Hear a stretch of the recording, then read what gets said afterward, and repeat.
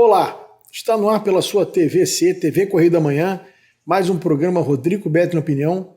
Hoje eu chamei de volta aqui, eu tinha prometido que eu ia chamar de volta o analista político Jackson Vasconcelos, para a gente bater um papo, analisar a situação toda, convenções feitas, jogo está jogado. Agora, Jackson, nós temos que saber o que vai dar daqui para frente, né?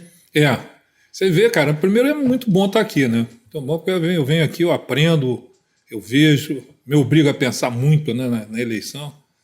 E você vê que é uma eleição sui generis essa. Essa agora ela é muito diferente do que foi em 2018, do ponto de vista de surpreendente, né? Porque se 2018 foi surpreendente, essa agora vai ser muito mais. Por toda a trajetória dela. Quando você puxa essa campanha no início do fio dela até hoje, e você vai atropelando aí Moro, Dória, um monte de coisa vai acontecendo, você vai organizando, você vai vendo os movimentos dos partidos, né? Bivar não deixa o Moro ser candidato, depois renuncia à candidatura, o Janones entra na Globo News como um dos 5 e depois renuncia à candidatura, dá um negócio de maluco isso, né? Sim. Então a gente vai ter que parar para pensar muito no que vai acontecer aí.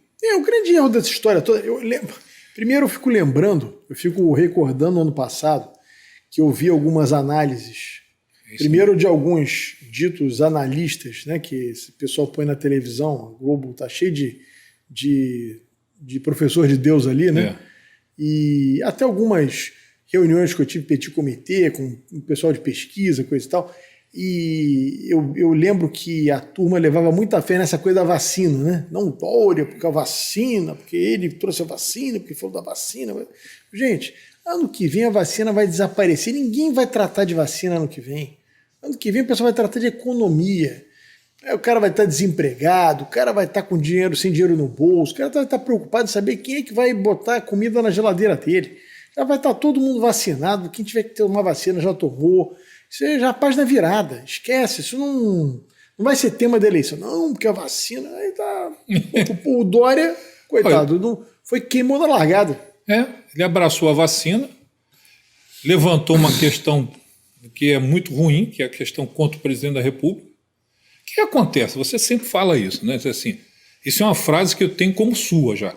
Diz assim, o eleitor adora a traição, né? Mas não gosta do traidor, não é isso? Eu odeio o traidor. Odeio o traidor. O que aconteceu na relação desses caras todos com o Bolsonaro? Foi exatamente isso. O Dória se elegeu com o Bolsonaro.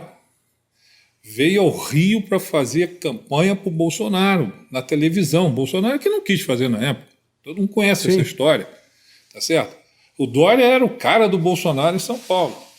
Aí rompe. Witzel entra, rompe. E assim você vai. Moro entra, rompe.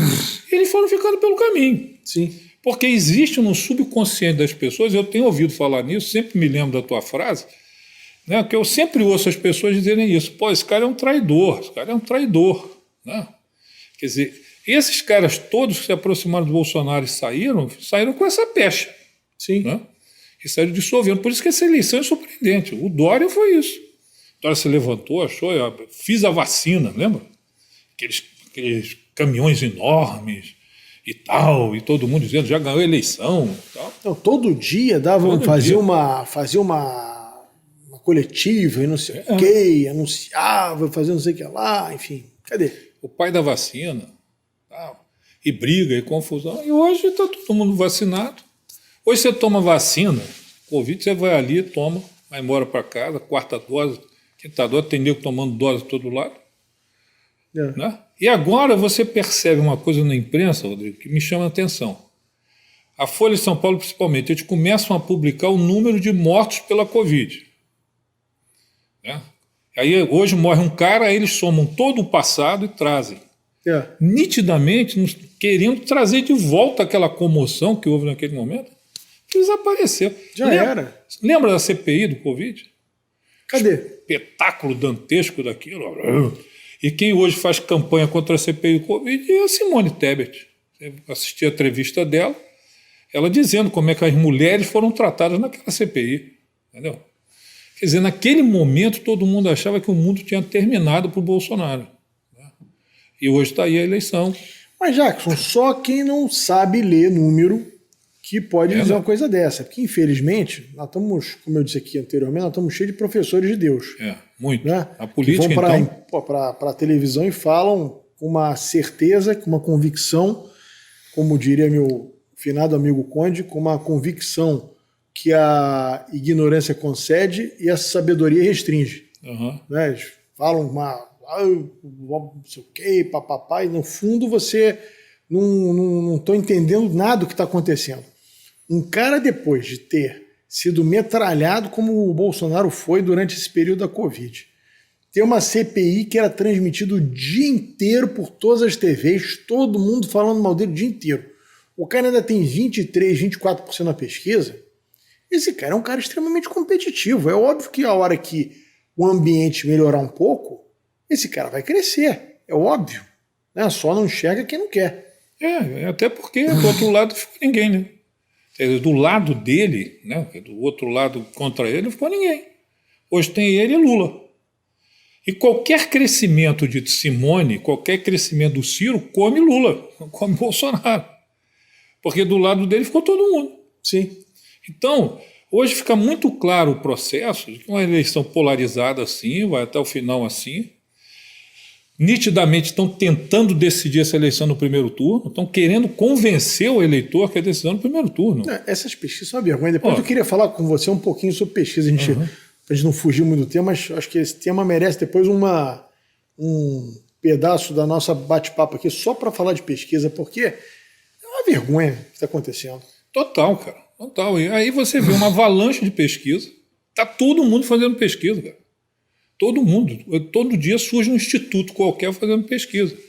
E as coisas mais aberrantes do mundo. Quer dizer, ninguém consegue identificar. Resultados discrepantes? Totalmente discrepantes. Aí os caras começam a dizer que é discrepante, mas não na tendência. Agora eu já comecei a ouvir isso. O cara diz, não, porque, diferença de 19 pontos numa pesquisa, a outra de 10, mas a tendência é que o Lula ganha e o Bolsonaro perde.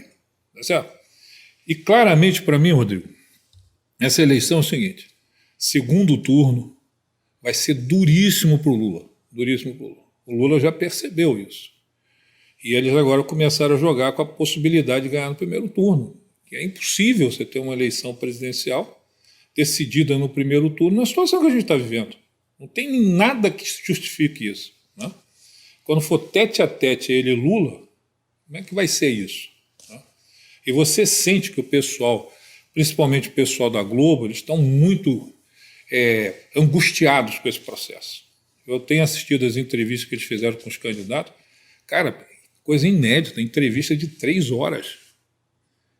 Um candidato de segundo escalão. Sim. Globo News. Ouviu o Janones 3 horas. É um negócio de maluco. E depois o cara pede o boné e vai embora. Vai lá, deu a entrevista e vai embora. Tu imagina a dor de cotovelo do Dávila, que não pôde ir, porque não estava entre os 5. Né? E aí disse assim, o cara foi, se mandou. Né? Eu acho que a Globo está acabando muito mal nesse processo. Como é que pode isso? Quer dizer, é impressionante. Você fica vendo aquelas. Primeiro que virou. Você pega o exemplo daquela Miriam Leitão. Miriam Leitão era comentarista de economia, ela agora é comentarista de tudo. Ela vai de política, ela vai de questões internacionais, ela é comentarista de saúde, ela é comentarista de tudo. Né? Uma clínica geral danada. E ela fala, você vê uma coisa, um rancor, uma coisa assim. Não se faz mais análise há muito tempo. Virou uma coisa pessoal aquilo ali. Eu cheguei a comentar a entrevista do Ciro Gomes, que é outra figura, né? Ciro tem uma arrogância, né? Ciro é acima de tudo e de todo mundo. Ele é acima de... mais do que professor de Deus, ele é o próprio. Aí você vê nas rodadas, só tinha ódio ali. Todos eles que estavam entrevistando, e ele, com ódio, porque o Ciro adjetiva todo mundo pelo mal. Né? Para o Ciro, todo substantivo tem que ter um adjetivo ruim. Então, aí quando a Miriam, aí ele vira para a Miriam e diz que a Miriam, de fato, fala de tudo. Né? A educação é com você, sei o que é com você. E a Miriam cresce. Né? Acabou, cara. A Miriam acabou naquele episódio do ponto. Né? Até ali no ponto, ela era uma pessoa respeitada. Aquele dia que ela... Porra, acabou. E o Bolsonaro na frente rindo. Né? Aquilo ali foi destruidor. Destruidor, A demolidor. imagem dela foi destruidor. Aquilo ali. A Globo está sem comando, completamente sem comando. Os caras não estão entendendo nada do que está acontecendo. E os caras estão soltos embaixo, dando pancada nos outros direto. Eu entrevistei há uns meses atrás aqui o Eduardo Cunha. Eu assisti. E ele falou um negócio que depois eu fui refletir e eu acho que ele tem toda a razão.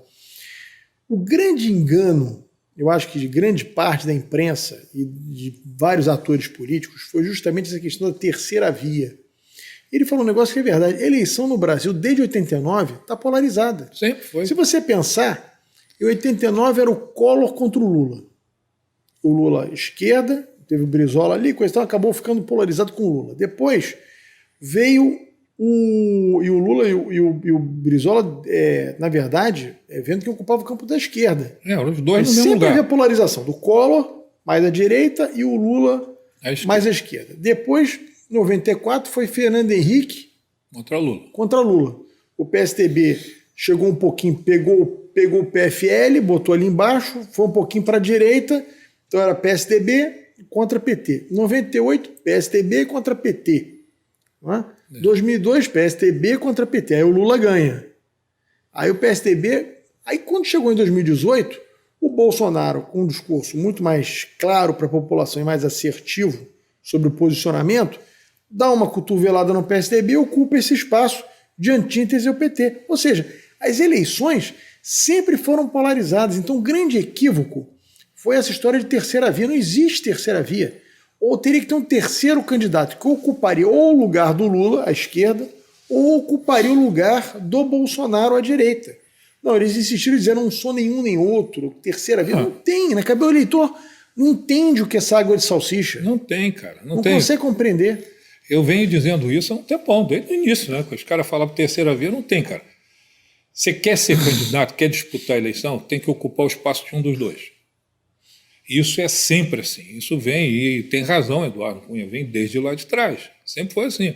Aquela disputa entre Brizola e Lula foi de um lado. Eram dois caras brigando por uma vaga. Sim. Quer dizer, sempre foi assim. E depois o Lula vence a eleição, Rodrigo, porque teve a ajuda do Fernando Henrique. Né? Muita gente esquece disso. Quando você pega o que o Fernando Henrique fez com o Serra naquela eleição, por quê? Porque interessava o Fernando Henrique, ele, o acadêmico, da posse ao operário. Só que ele não tinha percebido, eu acho, que o operário fosse mais esperto que ele.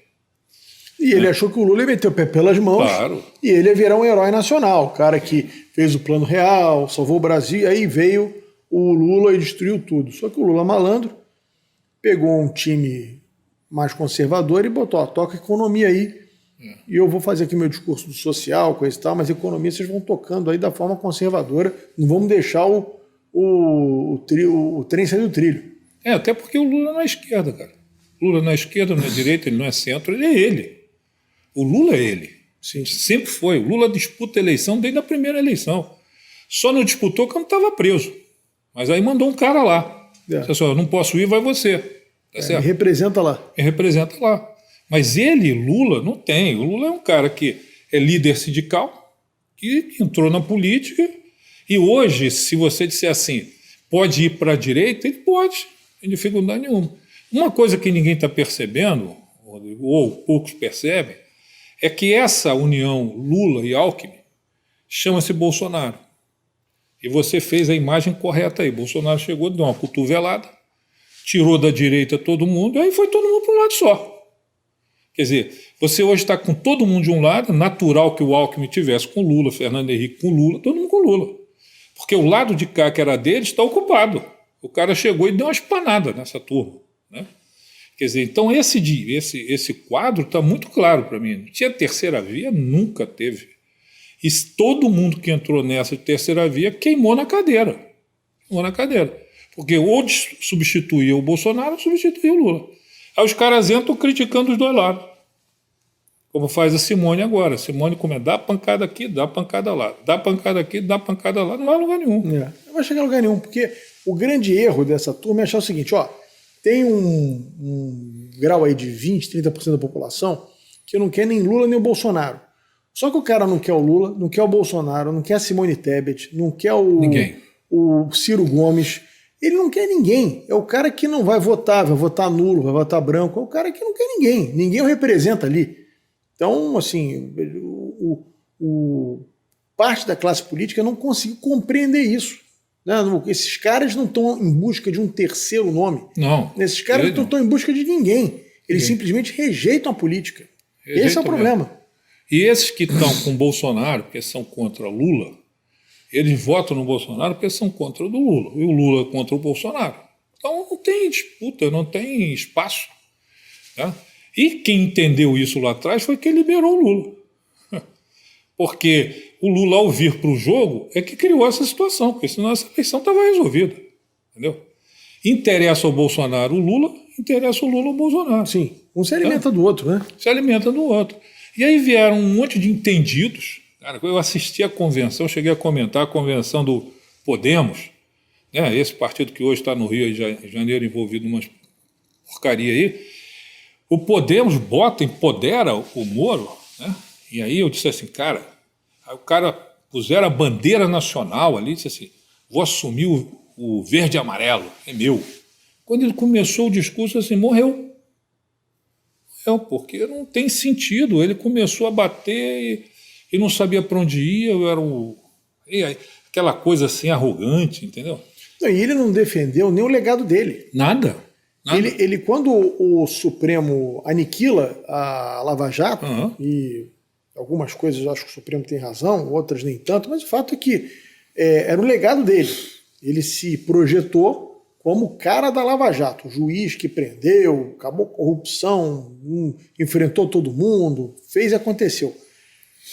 Ele não enfrenta o Supremo, ele não polemiza com o Supremo, ele aceita aquilo ali, talvez, não sei se com medo, né, de processos, enfim, não sabe lá o que passa na cabeça dele, mas o fato é que ele meteu o violão no saco.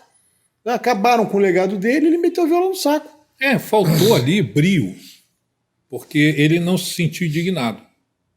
Qualquer sujeito ali de boa fé ficaria tão indignado que ia ter uma reação brutal. Era negócio para chamar a imprensa e esculhambar todo mundo. Porque, é o meu trabalho, cara. Fiz esse trabalho com primor danado. Tudo isso que eu fiz foi bem intencionado. Não. Ele, no fundo, disse assim, cara, descobriram a minha jogada. Né? Descobriu a minha jogada. É essa sensação que passa. Eu tentei, deu uma de Romário, né? Tentei, deu errado, eu volto e faço a jogada de novo. Quer dizer, não dá, é malandragem demais. Se entregou à política, cara, e hoje está correndo um risco enorme, porque é candidato lá no Paraná por um partido que pode fazer uma aliança com Lula. Aí a esposa dele ontem estava no Instagram com um travesseiro em cima do colo. Se a pessoa se olhar, você vai ver que é um travesseiro. Mentira, isso é fake news, nós nunca estaremos no mesmo palanque do Lula. Claro, no palanque não, mas na campanha vai estar. Sim. Entendeu? Foi totalmente destruído, Mandetta foi destruído, todos eles. Entendeu? Por quê? Porque falta sinceridade no jogo. Né? Falta muita sinceridade. Olha, eu peço 1 minuto só, nós vamos voltar já já com esse papo maravilhoso com o analista político Jackson Vasconcelos. Sabe o sonho de vacinar a sua princesinha? Você pode realizar. Vacinar seu craque é um golaço. Vacinar sua futura médica é cuidar da saúde dela. Com a Covid não se brinca, se vacina. Vacine seu filho de 5 a 11 anos. Acesse novaiguaçu.rj.gov.br. Confira os documentos necessários e os postos com a vacina testada e aprovada para crianças. Prefeitura de Nova Iguaçu. Já imaginou melhorar seu estado, sua cidade e a vida de sua família com um aplicativo? A Alerj já! Chegou o Legisla Aqui. Tudo sobre seus direitos e um canal para você mandar e apoiar ideias que podem virar leis. Tem uma ideia boa? Sugira.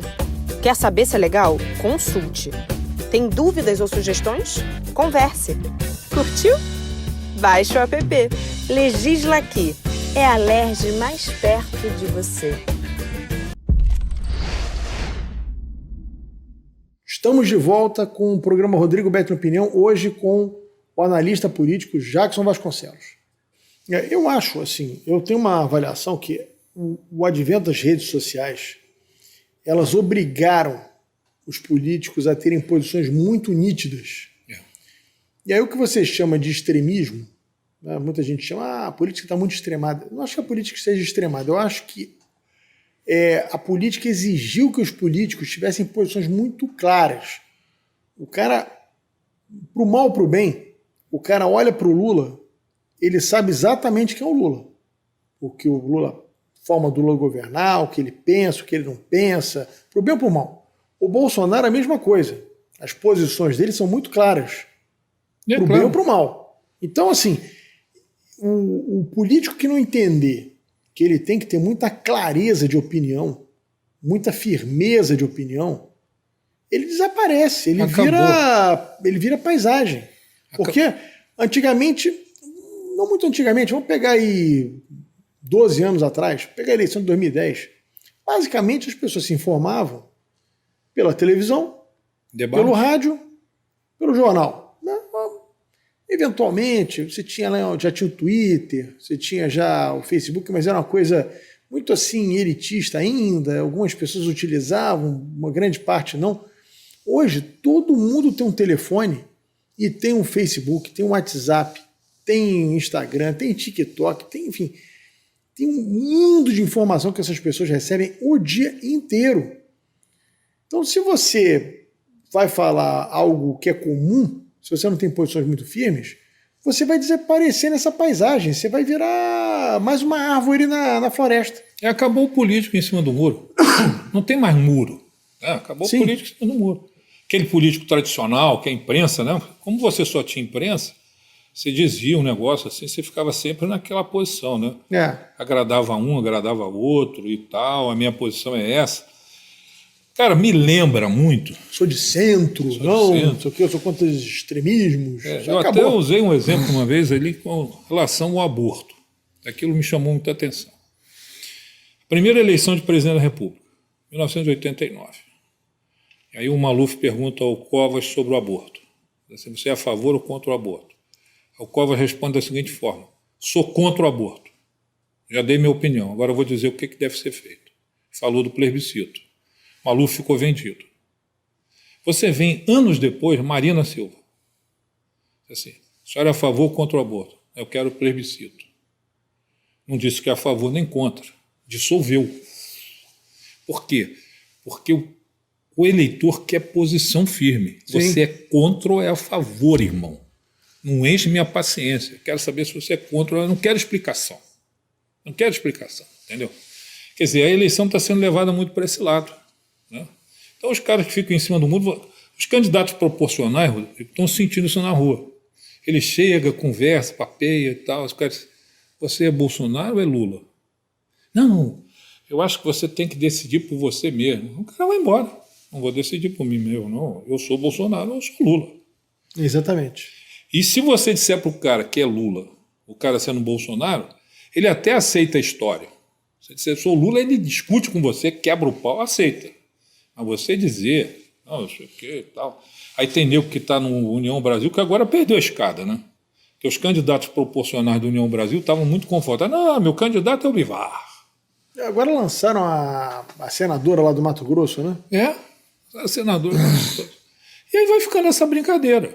Aí você vai chegar em outubro, a eleição vai para outro caminho.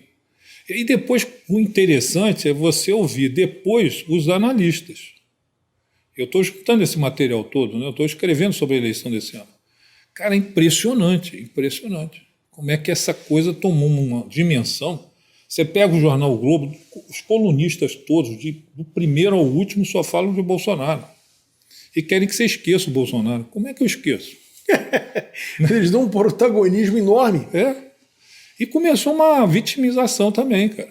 Vitimização. Então, você vê que tudo isso está sendo passado e pensado. Você vê agora a convenção do PL. Outra coisa que chamou a atenção. Aí o nego diz assim, você está apoiando o Bolsonaro. Não, eu estou fazendo uma análise. Sim. Análise. Bolsonaro porque no Brasil, esse é o problema do Brasil. O Brasil, o personagem passou a ser mais importante do que a mensagem. É verdade. Então, você, por exemplo, eu sou um crítico duríssimo dessas maluquices que o Supremo tem feito. Eu também. Então você é a favor do Daniel Silveira? Não, eu não sou a favor do Daniel Silveira, não votaria nunca nele. Mas eu acho que mesmo o Daniel Silveira, como parlamentar, tem direito de falar qualquer bobagem que ele queira falar. É a lei Agora, que diz, cara. se você se sentiu ofendido, se ele passou dos limites, se ele lhe ofendeu, se ele lhe injuriou, você pode ir à justiça e meter um processo de calúnia, difamação, injúria, como eu já fiz várias vezes contra quem eu acho que tinha me difamado. Ou seja, isso é um direito que qualquer cidadão tem. Agora, você arrumar um inquérito no Supremo que o ministro ele é a vítima desse inquérito, ele julga o próprio inquérito, foi o que disse o desembargador William Douglas aqui. Nem na Inquisição isso aconteceu. Nem na Inquisição. Agora, aí você é defensor do Daniel Silveira, você é defensor do Bolsonaro, você é defensor disso aqui. Não, eu sou contra uma atitude que hoje é o Daniel Silveira, amanhã sou eu, amanhã é o Jackson, depois da manhã é o fulano, depois da manhã é o Beltrano, e por aí vai. Como nós já fomos, cara. Né? Sim. O que seria de nós dois se não houvesse segurança jurídica, a gente que opera na política e apanha, né? A gente apanha muito. Né? Você estava falando em processar, eu processei o Sérgio Cabral. O cara foi me chamar de ladrão porque tinha conveniência para ele. Eu processei, na hora que eu entrei com o processo, ele era senador. Aí disseram o seguinte, isso é coisa com o Supremo. Mandaram para o Supremo o processo. Aí ele se elegeu governador, mandaram para o STJ. Chegou lá no STJ e disse assim, tem que ouvir a Alerj. Tu acha que a Alerj ia ser a meu favor? Nunca. O processo ficou lá. Aí ele resolve renunciar ao mandato. O processo volta a andar. Aí ele pede um acordo. Entendeu? Por quê? Quer dizer, isso é justiça. A justiça, ela funciona. Né? Eu posso não concordar com nada que um cara está dizendo, eu posso concordar com ele. Né? Agora, eu não posso usar da toga para tomar essa decisão. É como se você tivesse, eu sempre falo isso, Rodrigo, você faz um jogo de futebol, a função do juiz é apitar o jogo. Não é decidir o que você vai fazer em campo. Sim. Existem regras. Assim, não pode fazer gol com a mão. Ponto. Fez gol com a mão, anulo. Agora, se estiver na regra, pode fazer gol com a mão, você vai fazer gol com a mão e eu vou validar. Sim. Os caras não. Você está com os times jogando, o cara diz assim, não, agora eu acho que gol na mão não vale. Pum, apitei. Aí o cara vai gol na mão. Não, agora vale. Tá aí, eu gostei desse gol na mão. Tá certo? É exatamente o que a justiça brasileira está fazendo. Ela está escolhendo o caminho que ela quer. Né? E todo mundo se tornou protagonista na política. É o que você diz. E aí é que eu chamo a atenção para a questão do Bolsonaro. Bolsonaro tomou posse como presidente da República, a primeira pessoa que falou foi a mulher dele. Lembra? Na convenção, a primeira pessoa que falou foi a mulher dele. Aí diz assim, esse cara é um jogador de várzea. Não, ele aprendeu. Ele aprendeu. Ele deu um papel à mulher enorme. Sim. Tamanho que ele deu à mulher dele. Aí o nego não entende porque o cara ganha a eleição. Aí diz que eu sou favorável porque eu sou Bolsonaro. Não, eu estou olhando. Não, você veja, ele fez a reunião com os embaixadores. Você vai me perguntar, se eu fosse conselheiro do presidente, eu mandaria ele fazer aquela reunião? Não mandaria. Agora, quem fez primeiro reunião com embaixadores para sentar o pau no presidente da República foi o ministro Supremo. Claro. E a imprensa achou normal. Um ministro Supremo para o exterior para falar mal do país. Um cara que, pela lei orgânica da magistratura, devia estar falando nos autos. E pronto. O cara vai dar entrevista e opinar sobre política no exterior. Todo mundo acha normal. Porque o que vale é o personagem, não é a mensagem que ele emite. Esse é o grande problema do Brasil hoje. E eles tiveram sorte, cara. Tiveram sorte. Porque se o presidente, em vez de botar no quadro lá, aquele negócio da urna, não, tem vale e tal. Imagina se o presidente da República, diante dos embaixadores, bota no quadro o processo do Lula. Como é que ficava? Só isso aqui aconteceu, isso anularam aqui, fizeram. E aí? Então eles até tiveram sorte, porque ali o tema poderia ter sido outro. O Brasil está tratando algumas coisas como se fosse uma grande novidade. Pô, Brizola reuniu a imprensa internacional para dizer que havia uma fraude no Rio de Janeiro e assumiu o governo do Estado. Tá certo? Quer dizer, essa coisa parece que é novidade, né? Parece que as pessoas nasceram agora. Discussão de urna, sempre houve, cara. Sempre houve, né? O que nunca houve foi o Poder Judiciário vir para o campo para jogar. Isso nunca houve. Está vendo pela primeira vez, né? O Supremo tem lado. Ele está ali dizendo claramente, o meu lado é esse e eu não quero ser contrariado do meu lado. Isso está muito claro para a gente, né? Não tem dúvida disso. É legítimo, não é legítimo? Pode ser, não pode não ser? É questão de cada um. Sim. Isso só quebra uma das raízes fundamentais da democracia, que é a segurança jurídica. O que a segurança jurídica diz para mim não é o que você, como juiz, vai decidir. É o que a lei me garante. E o fato da lei dizer para mim como eu devo proceder, garante que o juiz vai decidir dessa forma. Quando o juiz não decide dessa forma, para onde eu vou? Né? Eu acho que é muito isso. Olha, não sai daí. Nós vamos para um break rapidinho e voltamos já já com Jackson Vasconcelos. Sabe o sonho de vacinar a sua princesinha? Você pode realizar. Vacinar seu craque é um golaço. Vacinar sua futura médica é cuidar da saúde dela. Com a Covid não se brinca, se vacina. Vacine seu filho de 5 a 11 anos. Acesse novaiguaçu.rj.gov.br. Confira os documentos necessários e os postos com a vacina testada e aprovada para crianças. Prefeitura de Nova Iguaçu. Já imaginou melhorar seu estado, sua cidade e a vida de sua família com um aplicativo? A Alerj já! Chegou o Legislaqui. Tudo sobre seus direitos e um canal para você mandar e apoiar ideias que podem virar leis. Tem uma ideia boa? Sugira. Quer saber se é legal? Consulte. Tem dúvidas ou sugestões? Converse. Curtiu? Baixe o app. Legislaqui. É a Alerj mais perto de você. Bom, estamos retornando com Rodrigo Beto Opinião pela sua TV Correio da Manhã, hoje, nesse bate-papo com Jackson Vasconcelos. Jackson, vamos falar um pouquinho de pesquisa? Vamos, isso é bom. Essa semana a Quest soltou uma pesquisa em que dá uma diferença, se não me engano, de 12 pontos para o Lula à frente do Bolsonaro e meio que na margem de erro daria vitória para o Lula no primeiro turno. Foi o que você disse, agora está na moda todo mundo dizer que o Lula vai ganhar no primeiro turno. Eu duvido que qualquer um dos dois ganhe no primeiro turno. Não é o Lula, não. Acho que nenhum dos dois vai ganhar no primeiro turno. Mas começou agora essa moda de dizer que o Lula vai ganhar no primeiro turno. Mas o que me chama a atenção nessa pesquisa da Quest não é nem a diferença do Lula para o Bolsonaro. Quando você regionaliza a pesquisa, você começa a ver uma série de aberrações. Porque eu tenho acesso a pesquisas de outros estados e vou comparando. Por exemplo, a Quest dá o Lula na frente do Bolsonaro no Centro-Oeste. Há poucos dias vi uma pesquisa em Goiás que o Bolsonaro está a 20 pontos na frente. Outra pesquisa também, em Mato Grosso, também com uma diferença enorme a favor do Bolsonaro. Como é que o Lula está na frente do Bolsonaro no Centro-Oeste? No Sul, também em Santa Catarina, todas as pesquisas que foram divulgadas, o Bolsonaro ganha por ampla margem, ganha no Rio Grande do Sul, ganha no Paraná. Como é que o Lula pode estar liderando no Sul? Como é que pode estar empatado com o Bolsonaro no Sul, tecnicamente? Quer dizer, são umas aberrações. É proposital. Você pega a pesquisa do Paraná Pesquisas, divulgada recentemente.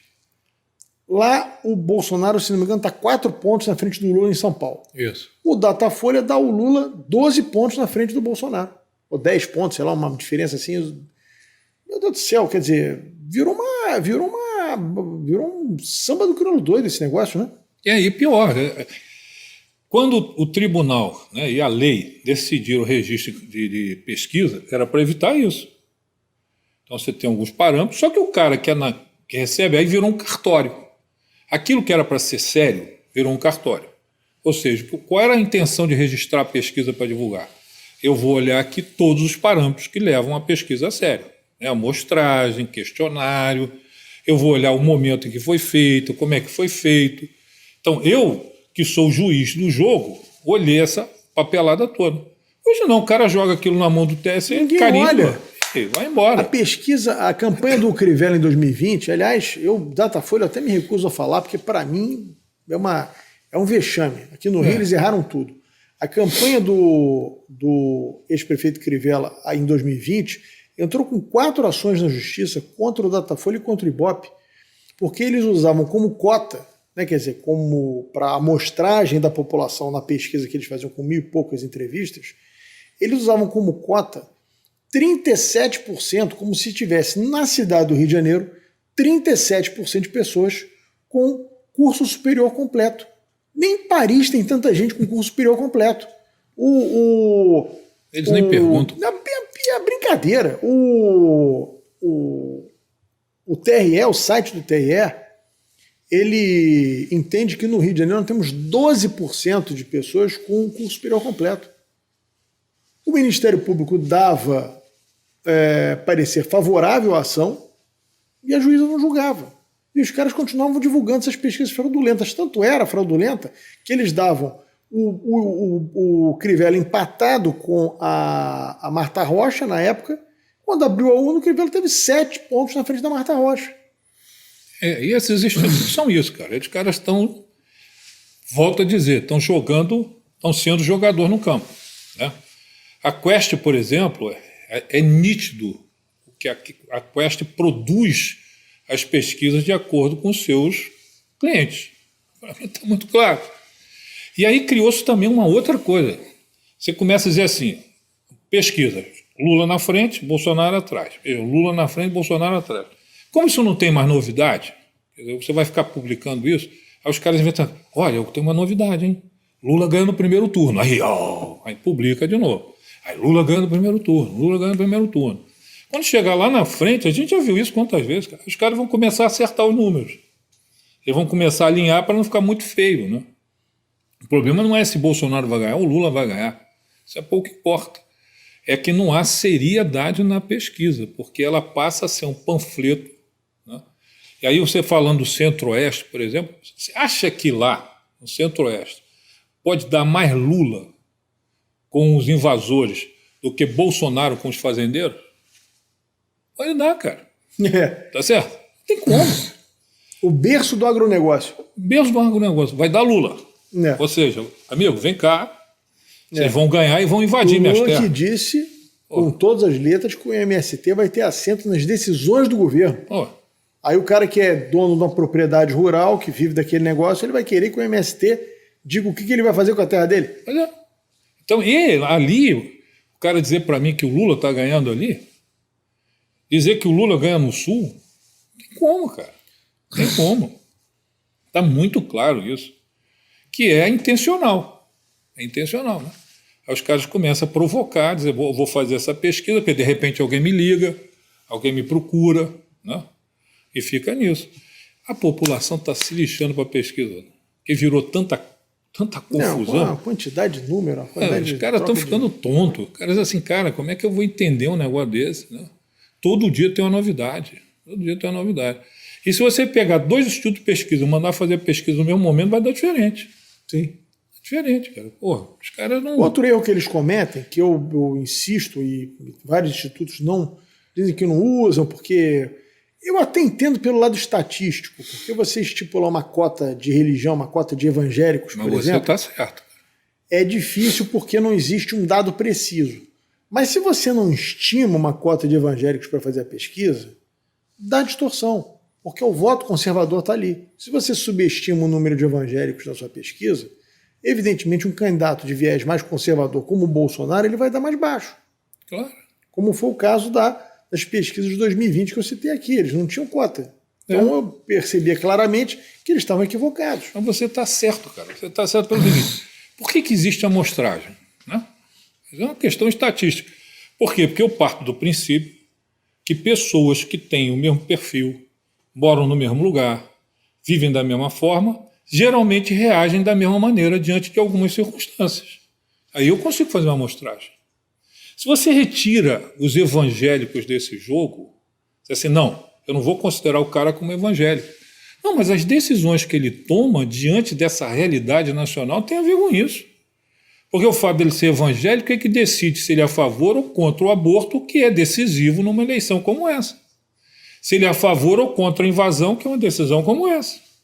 É isso? Sim. Se ele é a favor ou contra o casamento homossexual, que é uma decisão dessa. Então, se ele não fizer isso na amostragem, você não vai conseguir identificar, cara. Não vai. Você está certíssimo. Eu estou vendo você falar nisso desde a eleição do Crivella. Você chegou a dar aula no YouTube dizendo, olha, eu estou mostrando a vocês aqui que falta esse dado, eram 30 e poucos %. Sim. Né?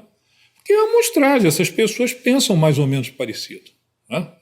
Quer dizer, não dá. E um outro dado que está me chamando a atenção, e eu não ouvi dizer, eu percebi com as pessoas que são entrevistadas é que falam. Quando o Datafolha liga, bolsonarista não está respondendo ao questionário. Eles estão com ódio desses caras. Aí eles ligam. Se o cara identifica alguém do Datafolha, não está respondendo. Tá certo? Então só tem um lado respondendo a pesquisa. A gente só vai saber no dia da eleição. Só no dia da eleição. Não tem como, porque você não tem dado nenhum. A gente que trabalha com estratégia e tal, se for trabalhar com essas pesquisas, você tem que fazer a sua. Sim, é o que eu costumo fazer, porque senão não dá. Não dá para levar em consideração. De jeito nenhum, porque você diz assim, pô, que loucura é essa? Né? Como é que isso ficou desse tamanho? Né? É. Aí você vê a campanha, e aí você vai para a campanha de governo do Estado, vai caminhando nisso. Né? Os institutos de pesquisa estão cometendo um erro enorme. Um erro enorme. Não é o erro de errar a pesquisa, é de achar que eles podem fazer política. Eles não podem. É como se um laboratório, um médico, escolhesse o lado que ele quer. Eu quero dizer que tem mais gente doente do que sã. Então eu vou começar a soltar todos os exames com doença. Exatamente. Né? Aí o cara vai se tratar e morre. Não tinha aquela doença, está tomando um remédio. O cara resolveu, agora eu sou laboratório, quero chegar à conclusão que está todo mundo doente. Aí todos os laboratórios se reúnem e começam a dizer, está todo mundo doente. Agora, Jackson, você está nisso há mais tempo que eu. Eu não lembro de uma eleição em que a gente chegasse nós estamos no dia, sei lá, 10 dias, basicamente, 12 dias do início da de começar a eleição, e a gente tivesse ainda tantas variáveis, tanto na eleição nacional como aqui na eleição para governador, na eleição para o Senado, tem tantas variáveis que podem modificar o jogo nesse processo. Eu não lembro de ter uma eleição tão definida assim antes de começar. Nunca houve, pelo motivo que você sempre fala. Você hoje tem canal de informação que muda a opinião das pessoas rapidamente. Entendeu? Então tudo isso está acontecendo. Nunca houve, porque nunca houve essa situação. E você você chega de manhã, abre o seu celular, tem uma informação que muda a sua opinião. Aí tem outra informação que muda a opinião. E aí os caras vão tomando decisão de acordo com o que leem também. Né? O cara que é candidato, ele está lendo ali um bivar da vida. Né? Assim, já cumpri meu papel, já tirei o Moro do jogo e tal. Só que o eleitor está ouvindo, tudo isso está vendo mexer. Então nunca, as campanhas que eu trabalhei, estou nisso há 40 anos, nunca houve esse nível de indecisão. Né? Quer dizer, você tem surpresas em eleição. É muito comum você ter surpresa. Mas você ter essa situação que está mudando todo dia. Todo dia. Você vai. É o que a gente estava falando aqui sobre a TV Globo. Os caras pegaram assim e disseram assim: pesquisa indica 5 candidatos. Nós vamos ouvir os 5 mais votados: Lula, Bolsonaro, Ciro Gomes, Simone Tebet e Janones. Fechado? Fechado. Convidaram os caras. O cara veio, fez a entrevista, 3 horas, saiu e renunciou à candidatura. Exatamente. E aí? Já mudou tudo. Já mudou tudo. Aí ele já não é o 5º. Ele já saiu fora. Tem um outro 5º. Como é que vai fazer na próxima? Entendeu? Aí os 2 candidatos principais assim, nós não vamos. Então tudo isso vai mudando a opinião. Sim. Se Lula e Bolsonaro não participam da entrevista, ninguém assiste. Assisto eu, você, porque estamos envolvidos nesse processo. Fazer uma análise, mas de fato para grande público não tem importância nenhuma. E uma entrevista de 3 horas, cara. Como foi a entrevista do Moro ao Flow, não? Lembra? 5 horas de entrevista. Cara, como é que o cara tem tempo para ficar ali? Ninguém, imagina. Entendeu? E aí fica um negócio, cara. Eu assim, nunca vi, rapaz, uma TV como a TV Globo, Globo News, com 3 horas com um candidato no ar. Tem jeito. Aí o cara vai ficando cansado, vai ficar de saco cheio. Sim. Né? Então tudo vai mudando. É o que você diz, a velocidade hoje, por isso você está em indecisão. A indecisão é enorme, porque as informações estão mudando toda hora. Né? Agora, Jackson, vamos aqui para o Estado. Eu acho que aqui no Estado, eu acho que o governador Cláudio Castro conseguiu, com muita habilidade, uma equação que era muito difícil, que foi ficar sozinho nesse campo da direita, né? Ele conseguiu operar politicamente, e aí é um mérito de costura política dele, conseguiu operar politicamente para não ter um outro candidato que pudesse, de alguma forma, ser uma opção para esse eleitor, digamos assim, mais afeto ao Bolsonaro, né? Sobrou só ele como opção. Ele conseguiu ocupar esse espaço sozinho. Enfim, há algumas variáveis ainda, nós estamos aí em vias de ver se o PT vai continuar com o Freixo ou não vai, se vai pro Rodrigo Neves, se fica sozinho. Quer dizer, tem algumas variáveis aí, como tem no Brasil inteiro. Né? Mas queria que você fizesse uma avaliação sobre esse quadro que está se estabelecendo aí para a eleição estadual. Aí eu diria a você o seguinte: hoje tudo leva a crer que o Cláudio resolveu a fatura bem antes. Tudo leva a crer. Mas quando a gente vai mais profundamente, tem alguns dados que preocupam não, que sinalizam. Um governador, com a estrutura que ele tem, tudo isso, ele não atinge os 30%. Então você vê que ele fica patinando ali nos 20 e tal, e vai a quase 30, volta, o cara que está no governo. Quando eu questiono isso, as pessoas que estão mais próximas dizem o seguinte: é porque ele é desconhecido, o que é uma outra questão complicadíssima. Governador do estado do Rio de Janeiro ser desconhecido é porque não tem governador no estado. Não é possível. O cara não se pergunta que tem um governador, ele viajando e tal. Então, tudo leva a crer que essa eleição teria decidida. Mas ainda tem um espaço ali que pode se brincar ali. A questão da esquerda, o Freixo cometeu um erro, no meu entendimento, cometeu um erro muito grande e pode ser atropelado, sim, pelo Rodrigo Neves. Porque o Freixo ficou cravado na cidade do Rio de Janeiro, que é onde ele não precisava estar. Então você vê que no interior ele começou a sinalizar e começa a murchar de novo, porque é ele e César Maia. Os dois são Rio e ponto final. Não tem embaixada, não tem interior, não tem nada. Mas você não acha que a busca dele pelo César Maia foi um pouco para amenizar dos pontos fracos que ele tem, que é a falta de experiência administrativa? Quer dizer, ele ter o César Maia do lado não é meio que aquela coisa dele ter o posto Ipiranga dele? Ou seja, você nunca administrou nada, eu nunca administrei nada, mas eu tenho um vice-governador que vai administrar comigo, que tem experiência, já foi prefeito 3 vezes, já foi secretário de Fazenda. Você não acha que foi que ele buscou, quer dizer, mitigar esse problema que ele tem? Ele buscou conceito para a imagem dele. Assim, eu não tenho esse conceito na minha imagem, eu vou trazer alguém que tenha. Só que essa figura que ele buscou como conceito não serve para ele. Primeiro, porque o César, não só pelo que já representou, não representa, o César perdeu 3 eleições para o Senado. Perdeu a eleição para o governo. Por quê? Porque o César não sai da fronteira da cidade do Rio de Janeiro. Ele não sai dessa fronteira. Então, ele coloca um conceito, mas ele perde eleitor. Segundo, cada eleição são 4 anos. Quando você pega 3 eleições, você está falando de 12 anos. Ou seja, você pega um sujeito que tem 12 anos, ele está com 24. Muita coisa que o político às vezes não percebe é que ele, quando cumpre um mandato, ele vai cumprindo um mandato e a geração vai passando. Então, quem é César Maia para os jovens que estão em Campos, em Itaperuna, na Baixada Fluminense? Quem é o César Maia? César Maia é importante para mim, para você. Conhecemos, vivemos ele, vimos o governo dele, governo fantástico, mas ele não é mais nada. Ele não é mais nada. Ele quer agregar um conceito. Aí ele agrega o conceito, mas não fala do conceito. Já percebeu isso? Ele em nenhum momento fala do César Maia. Em nenhum momento. Ele diz assim, estou aqui com o cara que vai governar, o cara vai fazer a controladoria, como foi feito. Não, ele não vai. Ele botou o cara do lado e continua fazendo política. Né? Quer dizer, então eu acho que primeiro foi um grande erro dele. Ele ficou ilhado aqui enquanto o Cláudio abriu o leque para a Baixada Fluminense e abriu o leque para o interior do estado. Rodrigo Neves coloca risco nisso? Pode colocar, sim.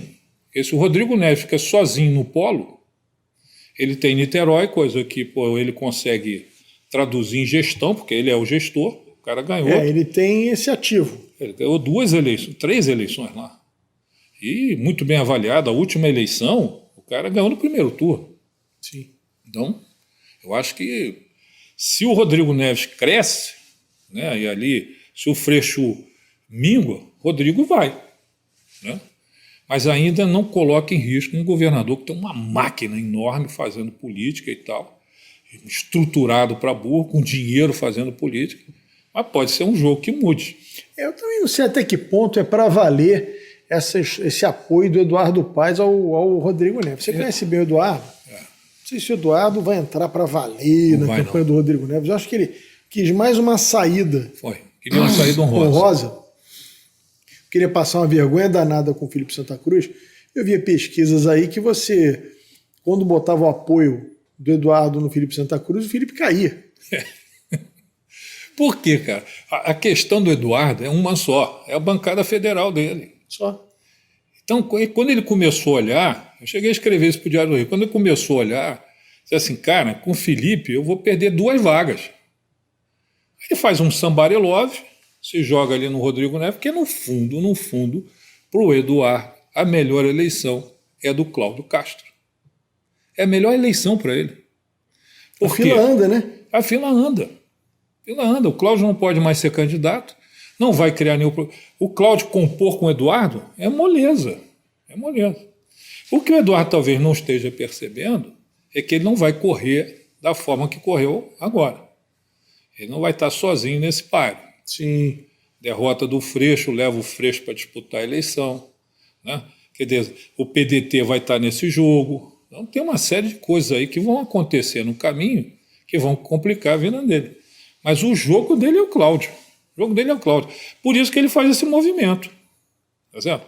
Acreditar que o Eduardo Paes consiga fazer uma estratégia para além do elevador que ele sai do prédio, não tem estrategista nenhum ali. Nenhum. Ele faz as coisas do jeito que é a cabeça dele. Aí ontem veio um cara falar comigo. Tinha o Cabral que pensava política macro. Não tem mais. Tinha o César que pensava política macro para ele. O Eduardo sempre teve pendurado em alguém.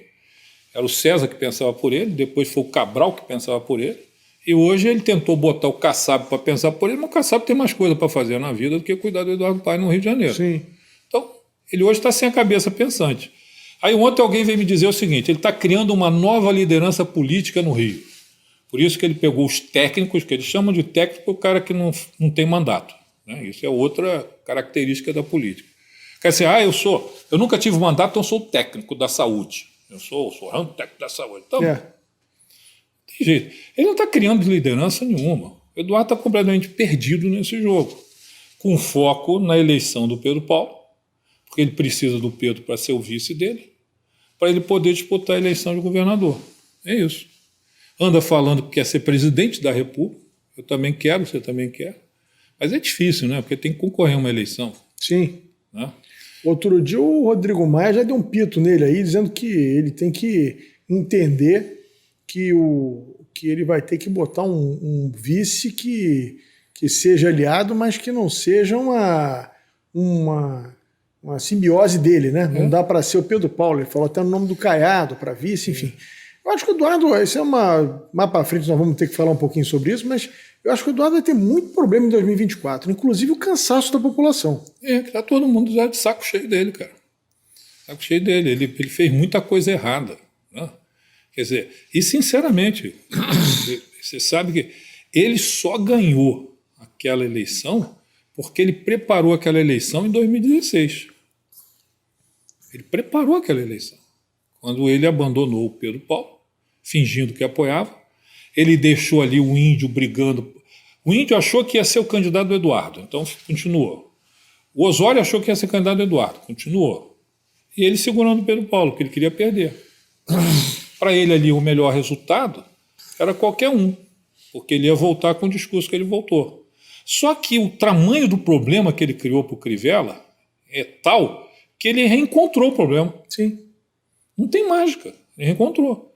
Hoje o BRT, agora ele está tentando fazer uma jogada de marketing, dizendo que comprou ônibus do BRT e tal, está começando a fazer firula. Né? Não tem solução aquilo ali. Tem solução. Do jeito que está, se ele não incorporar que o projeto uma lambança e começar do zero, esquece. E a ciclovia, lembra dela? Tá aí. Está lá pendurada. É como se você tivesse um lustre na tua casa, quebrou, ficou pendurado. Todo dia você entra, está pendurado ali. E fica. Agora, Jackson, vamos falar um pouquinho do Senado, porque eu acho que essa eleição do Senado vai ser animada aqui no Rio de Janeiro. Voto Clarice, já digo logo. existia uma possibilidade de você ter a campanha do Freixo com o PT com um candidato único, que seria o André Siciliano. Isso. Aí vem o Molon e cria um Embaralha. problema danado, embaralhou o jogo, e isso pode ter um efeito grande na eleição para governador, né? Com a saída do PT da chapa do Freixo. Do lado do Cláudio, também você tinha o Romário como candidato único, lá com 14 partidos, tem uma avenida de televisão, e aí entra a Clarissa pela União Brasil e também se coloca no pleito por conta desse voto mais à direita, esse voto mais conservador. Vai ser uma disputa animada, não é? Vai ser uma disputa animada com muita chance de Clarissa fazer bonito. Porque é mulher, é evangélica, ela tem posição, ela não é uma pessoa despreparada para o jogo, né? E você tem disputando com ela o Romário, né? Que é aquela coisa marrenta, não dá bola para ninguém, acha que vai chegar na frente e tal. E mais, uma coisa que é fundamental em campanha, é o risco de perder. Quer dizer, o Romário não pode perder essa eleição. Então ele vai matar e morrer para ganhar. E ela, se perder, sai grande, e se ganhar, sai grande. Né? Então ela vai para uma campanha com muito mais tranquilidade. Muito mais tranquilidade. Aquilo que era uma grande rejeição à Clarissa, que maltratou muito a Clarissa, que era o sobrenome, isso já não pesa para ela, porque ela começa a ser ela, coisa que ela nunca tinha sido. Né? Quer dizer, Clarissa começa a entrar nesse jogo, nesse caminho. Substitui o Daniel Silveira. Por quê? Porque a grande expectativa de todo mundo é que tivesse um candidato do Bolsonaro. E era o Daniel. Daniel. Ela entrou ali. O Daniel está inelegível, ele não vai ser candidato, não esquece. Não, pois é, mas fica batendo lata, mas as pessoas não adiantam. A lei é clara sobre isso. É. Mas ele era a grande expectativa dos bolsonaristas. Hoje o pessoal de Bolsonaro no Rio de Janeiro tem uma candidata. Se ela souber andar bem nesse trajeto, nessa trajetória, ela é a candidata do Jair. Não é o Romário. Né? Ela é a candidata do Jair Bolsonaro. E ela pode fazer um belo papel nessa campanha, uma vaga só. Né? Eu acho que a eleição é entre ela e Bolsonaro. Eu não vejo mais André Siciliano nesse jogo, não vejo mais Molon nesse jogo. Mas você não acha que o Lula pode puxar o André Siciliano para cima? Pode, mas acontece um problema no Rio, né? No Rio, quem tem voto é o Lula, não é o PT. Entendeu? Sempre foi historicamente assim. O PT, para chegar no governo, foi através de uma vice, que era a Benedita, que tinha voto, tinha tudo, mas nunca chegou lá. Né? Eu acho que continua esse quadro. Eu não vejo o povo do Rio de Janeiro, interior, Baixada, tá, com esse apego pelo PT. Gosta do Lula, né? Muito do Lula. Sim. Mas eu acho que para ele chegar, botar a mão, que vai acontecer, botar a mão no André e dizer assim, vota no André, vai ser um exercício difícil. Por outro lado, também não acredito que ele vai fazer isso. Entendeu? Porque ele sabe que não precisa disso no Rio. Ele não precisa, o Lula não está nessa. O Lula não botou o Alckmin ali a troco de nada. Ele botou para resolver São Paulo. Sinceramente, o Alckmin hoje só é vice do Lula, que se acha imortal, o Lula acha que vai viver a eternidade. Ele está ali porque abriu um espaço em São Paulo. Porque o Lula está muito mais preocupado com o que vai acontecer em São Paulo do que aqui. Né? Sim. Então, para ele, eu acho que não... Enfim, eu acho que a briga vai ficar Romário e Clarissa. Acho. Né? Pode ser que mude, sim, a eleição muda, mas eu não vejo no André Siciliano esse punch, nem no Molon. Né? O Molon é um cara bom, bacana e tal, mas é chato, né? Candidato chato é... Ele cara do São Paulo, aquela Não, e essa medida que eles tomaram, que ficou carimbado como ele, que vai ser muito explorado, que foi essa medida de proibir a polícia de atuar em comunidade, né? Foi claro. Uma ação do PSB. Foi isso aí é a ação dele. Ele, presidente do PSB, ele quer assina a ação. Ou seja, isso aí não agradou ninguém, cara. É. Os caras lidam com as favelas como se entendessem daquilo. Entendeu? Aí eles dizem assim, eu estou protegendo a população. Não está, não. A população que mora ali, ela é muito prejudicada por essa decisão. É a mesma coisa que a gente morando na Barra e chega uma decisão seguinte, não pode ter polícia na Barra. Imagina a nossa vida. Imagina o cara que mora em Ipanema, diz assim, chega uma decisão do ministro Supremo, diz assim, polícia não pode entrar em Ipanema, nós vamos ficar maluco. A cabeça... Ruim com a polícia, pior sem a polícia. É a polícia, cara. Aí o cara toma uma decisão dessa, que acha que está agradando o favelado. Não, ele está ajudando a vida do miliciano, do traficante. Sim. Então, hoje, você tem claramente o cara que combateu a milícia como candidato a governador e tem um candidato ao Senado que é a favor da ocupação. Né? Exatamente. Quem for para a campanha... A droga de campanha, Rodrigo, é que existe adversário. Quem disputa a eleição não sabe que existe adversário. E o cara diz assim, não, mas a minha intenção não é essa. Não interessa a sua intenção, interessa o que o seu adversário vai dizer. Exatamente. Quantas eleições foram vencidas assim? Para mim, hoje, se eu estou na campanha contra o Molon, para mim, é o cara que protege o tráfico e a milícia. Ponto final. Me convence do contrário. Ah, vai convencer? Pô, pega o pessoal da favela, faz lá uma pesquisa, sem identificar, assim, você preferia não ter polícia ali? Cara, como é que alguém pode imaginar que um morador de um bairro qualquer não vai querer ter polícia? É brincadeira. Só a cabeça deles, né? Exatamente. Jackson, nós estamos chegando ao fim. Quero mais uma vez te agradecer. Você enriquece pra caramba esse programa aqui, mas muito. Muito obrigado, irmão. Vamos esperar começar a televisão aí, começar a campanha. A gente vai ter que fazer um novo bate-papo para ver que rumo estão tomando as coisas, porque você é muito preciso e muito profundo nas suas análises. A gente precisa de você aqui mais vezes. Eu te agradeço muito, cara. Para mim é um prazer imenso estar contigo aqui, conversando e tal. E aprendo com você, cara. As grandes citações que eu faço vêm de você ali, né? Traidor, no traído, a questão dos evangélicos. Eu vou prestando atenção nos teus caminhos. Eu vou vendo que você tem razão, você é um analista, você entra profundamente em números e tal, né? Quer dizer, você tem noção do que está acontecendo, né? E está difícil conversar sobre política, Rodrigo. Tá muito, difícil. Muito. Porque só tem gente maluca. É só torcedor. Só torcedor. Ninguém quer analisar nada. Ontem um cara veio me dizer o seguinte, pô, essa eleição está decidida pelo Novo. Como é que é? Não, o Paulo Ganimi vai ganhar a eleição, você vai ver. Primeiro debate ele vai destruir todo mundo. Eu estou esperando, vamos ver. Vamos aguardar. Valeu, gente. Gente, eu espero que vocês tenham gostado do programa. Agradeço muito vocês terem assistido a gente até agora. E até o próximo Rodrigo Beto na Opinião pela sua TV Correio da Manhã.